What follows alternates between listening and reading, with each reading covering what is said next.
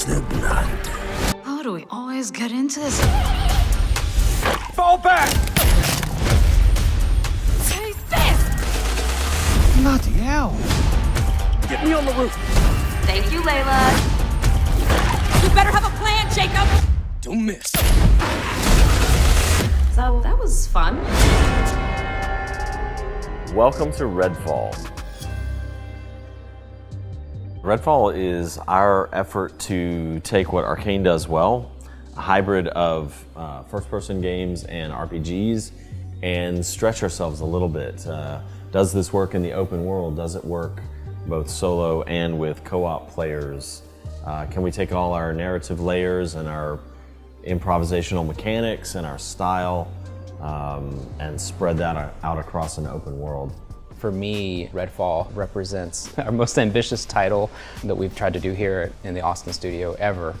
It was super important for us to, let players still play by themselves and have that sort of like immersive Arkane experience, but then adding up to three other players into the mix, of course, changes everything. Not only from the player experience standpoint, but just from the development standpoint also. The reason I like making the kind of games that we make is because I like playing these kind of games, right? And so it's the same reason I like tabletop RPGs too, and it's the allure of I want to witness and then mess with some dramatic scene. I want to come upon these tableaus and sort of almost ant farm like see what's going on, hear what they're saying, try to suss out what they're doing, and then I want to jack with it in some way, like to turn the vampire loose on them, or put explosives down, or snipe them from a distance, or see some cultist fortress real far away and try to figure out how am I going to get in there, what am I going to find when I get in there, that kind of stuff is super enticing to me.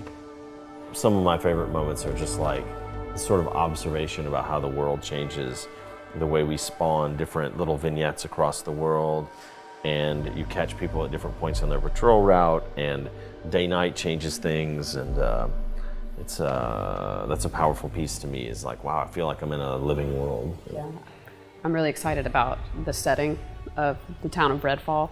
It's like a lot of games. You think it's not New York, it's not London or Boston or whatever. It's quaint, it's small. Even though it's our biggest game, it feels like small town Americana. And to your point, Harvey, with the time of day, that you can run through this open world so many different times, but based on the time of day, based on different weather, if the fog has rolled in, it can feel so dramatically different each time. And with the random spawning, you're constantly on your toes and in awe of some of the ways that the world looks. I really gravitated toward a lot of the narrative that's in the world. The readables and getting just caught up and just I'm going to read this thing now, or walking through the Ford encampment and seeing a framed newspaper, and then getting close and realizing the full story is actually there. It's something that makes sense. Yeah, and then you turn around and that person they're talking about is in this picture frame behind us. That and the forcing myself to take different approaches. I specifically remember kind of going through, and I have my one way I go for the first mission every time. This is the way I go, across this bridge, go up there. Watching somebody else go down into the lake bed, and there's a cave there that I had no idea. It just completely blew my mind. So under the choppers crash? Yeah. I was even thinking as I was watching, they're going the wrong way. That's not how you go. But it kind of changed how I approach everything now, where I feel like I have the way that I think about, and then I'm actually going to go this way this time, and it feels compelling to do that. So, yeah. If I could add anything to that, or if I could put it into one word, it would probably be transported. We put so much effort into the narrative, into the world building, environmental storytelling, all that stuff and it's part of the reason the games that I gravitate towards make me feel that way, so I hope players feel like they've been transported to some place that feels real at the end of the day. Yeah, it's that moment in time that you feel these people have existing relationships that you're kind of being a part of. They're not just people just happen to pop up, randomly. Yep.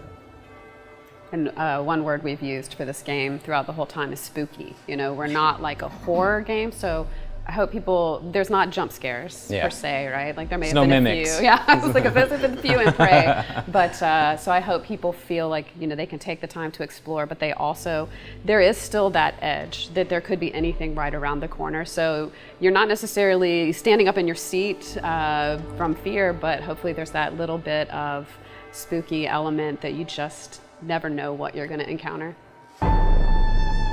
story Redfall begins with this idea that these like really smart, wealthy biotech entrepreneurs came to the island. They weren't from the island originally. They bought up some property and they started doing some research into like longevity experiments and life extension and things like that. Probably seen stuff like that in the news recently with people doing weird stuff with biotech startups. And that, started to go south really quickly, get a little like morally questionable, without giving spoilers away. The end result was they turned themselves into vampires. And one of the distinctives about our game is that the vampires in our game and the vampirism that they have is not, it's not a disease, it's not an accident, it's not something that you can cure.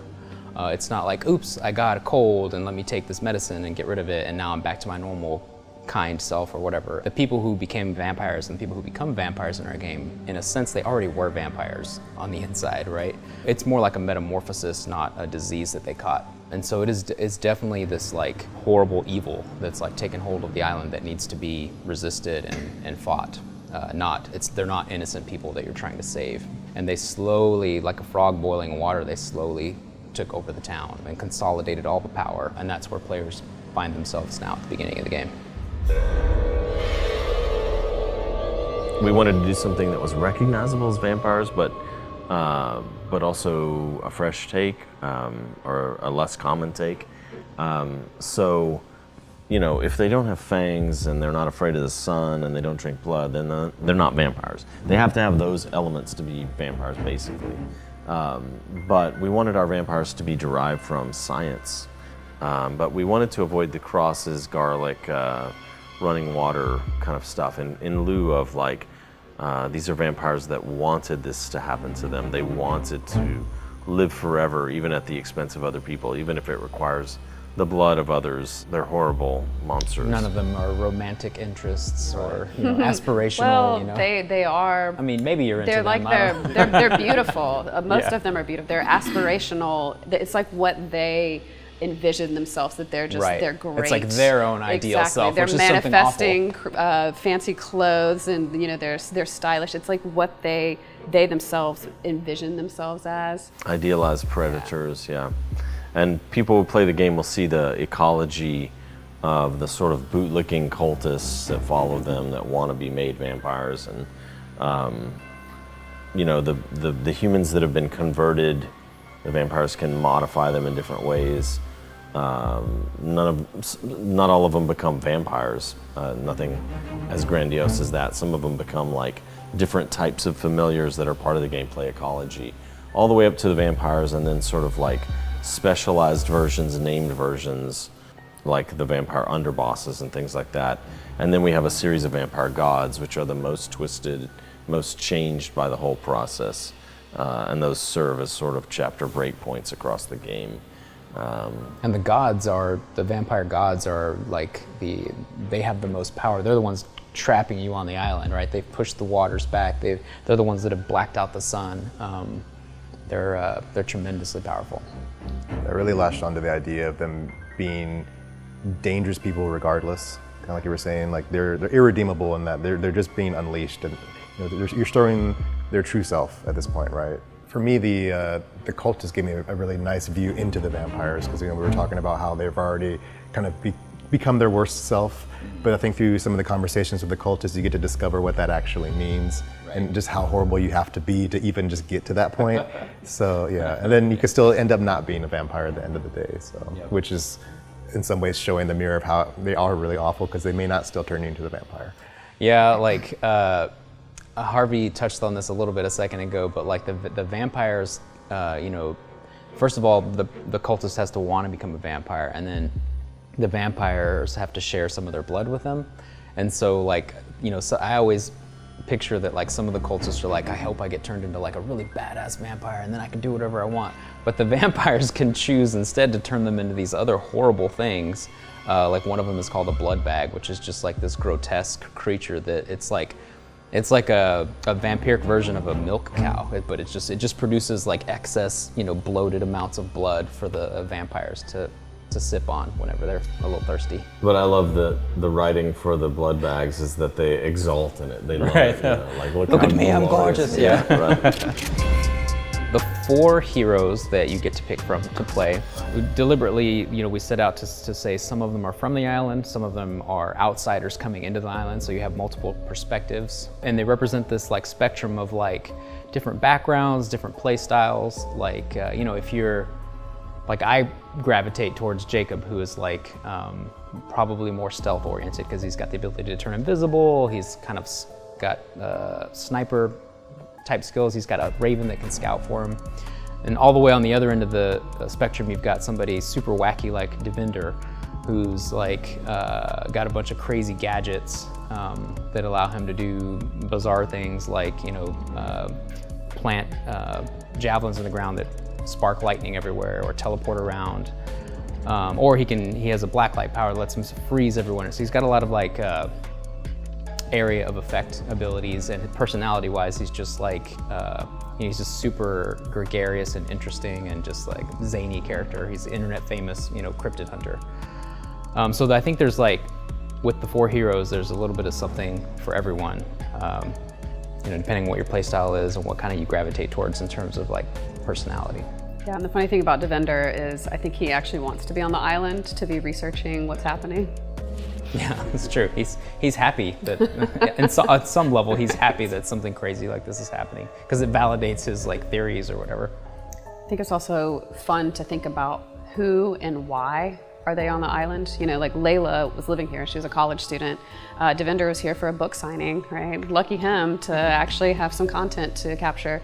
Remy, from some of the tricklings of some weirdness happening, she's here because of her search and rescue skill set. And Jacob initially with Bellwether. So Jacob was one of the bad guys. So to really think about really different reasons for these characters to be here on the island and then build up from that was fun as well. I think something I struggled with initially, but I've come to really appreciate, is that they're not a kit. This isn't just, this is the tank and then this is the healer and this is this. There's so much nuance to how you play each of these characters. Like, Devinder, it would be real easy just to say he's the gadget guy, but that doesn't really encapsulate everything that he can do. He has a little bit of crowd control, a little bit of traversal, and then like a big AoE, versus like Remy has Brabant with her, and that kind of has a lot going on there, but then also has her sticky bomb, and like that's really given me a lot of like joy to kind of discover how I want to play these characters and beyond just like the high level summary of them.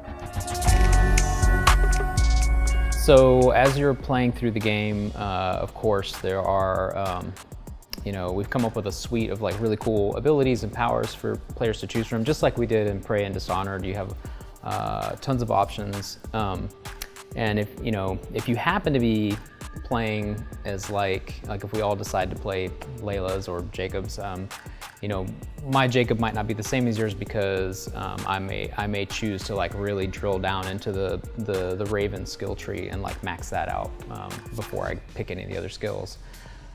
So you got a lot of choice there to like express different play styles. That's the skill trees, but then of course you've also got your gear. Like we've got special things called remnants you can find, which are like basically magical vampire blood that you can equip almost as like a talisman that will give you special resistances or special abilities related to healing, but it also boosts your health. So there's lots of different ways that you can sort of customize your character's build. Yeah, and there's also ways for your friends to, if you've leveled up certain skills to a certain point, that your friends get to benefit from them. Yeah. Like if you're playing Jacob and you level up Cloak to a certain point, I actually can Cloak as well. Yes. We tried to not make it so that like this skill only works in multiplayer, or this skill only is useful in single player, but it has the single player benefit, but then it has the multiplayer like add, and if you happen to be playing with friends, it does cool stuff for your friends too, which I think is gonna be super fun. I saw it as like in a horde shooter, like they're coming for you at all times. So you feel that pressure, and in this game, I feel like I'm the danger kind of thing, right? I'm the one who's moving through. You're trapped in the room with me. Yeah. It's also important that's a great point, and it's important to note that like they're unaware of you. So you can zoom in and eavesdrop on their conversations. You can sneak up and listen to two people talk and then slip away from the encounter. It shares the lineage of Arkane games in that sense. Yeah, that's something that's also been nice about the vampires being the antagonists, is that they're not mindless. They're not just let me run and eat your brain, right? So they're actually thoughtful. They are a bit more of a predator, and also humans are terrifying, right? So the cultists and Bellwether are they're also more tactical. So yeah, they take cover, you know, they flank you, all those good things. Well, the other thing is, like, this is an open world game. You're never trapped in, like, I'm not trapped in this alley and I have to defeat 30, you know. Just gotta hold out. Yeah, I don't have to hold out. Like, I can do the thing that I do in other open world games, which is like, this monster's too hard, I'm leaving. And I'm gonna go fight these other monsters over here, get a new weapon, level up, and then I'm gonna come back and kick this guy's ass.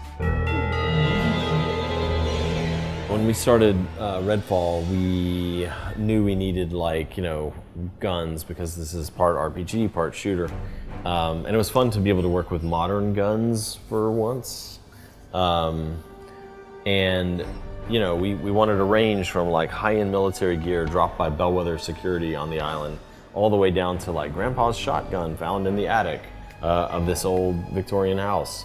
And then some kit bash stuff too, like in his garage, this person made, like, you know, a duct tape handgun that, you know, has a flashlight on it or something, right? So there's ranging from jury rig to high-end military and all that. But very quickly we realized we also needed some vampire-specific weapons. And so the UV beam, which leads to a whole system of petrifying the vampires, from which they can thaw out if you don't stake them. The stake launcher itself, which is like a found ammo type weapon, like broken off pool cues and snapped off mop handles and fireplace pokers and things like that. Steak knives. Yeah, and then like flare guns, which you'd find on a tourist island with sailboats and all.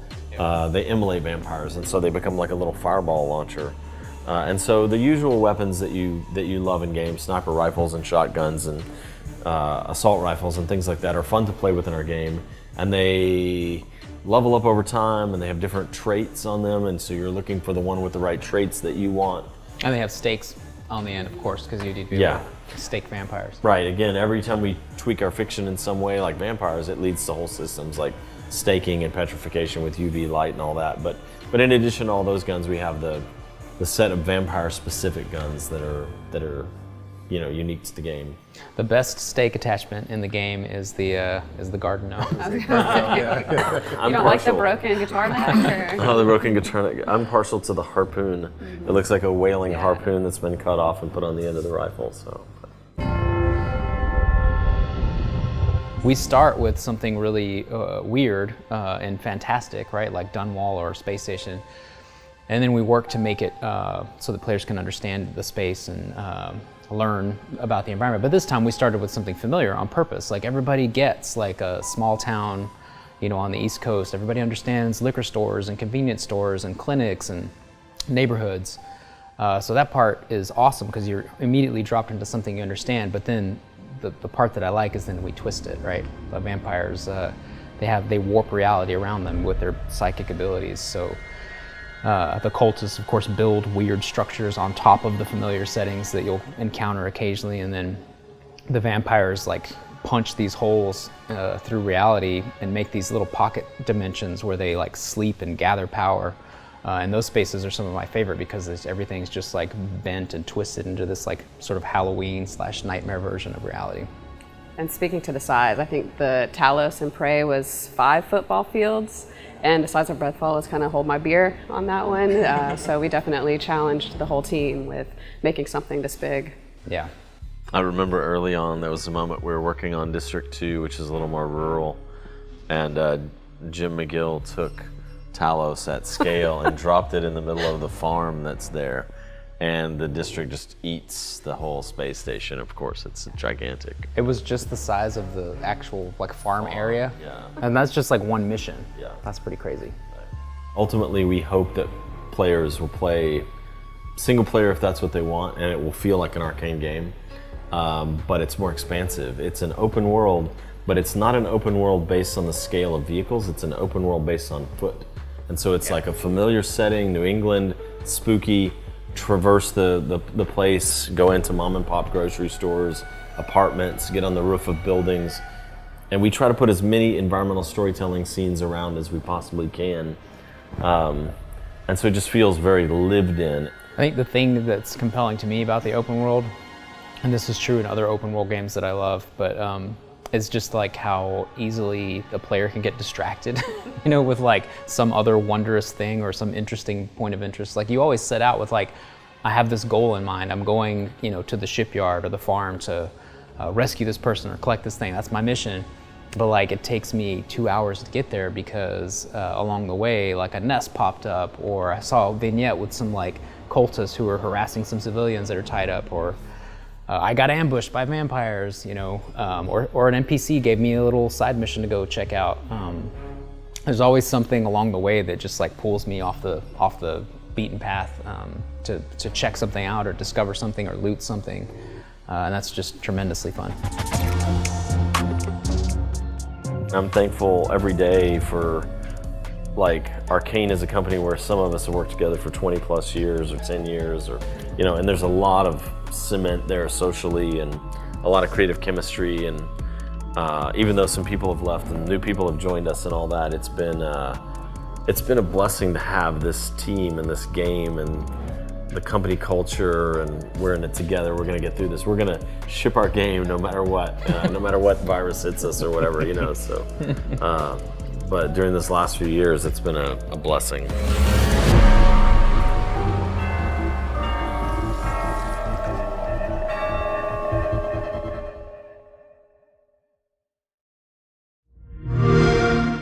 Play it day one with Game Pass.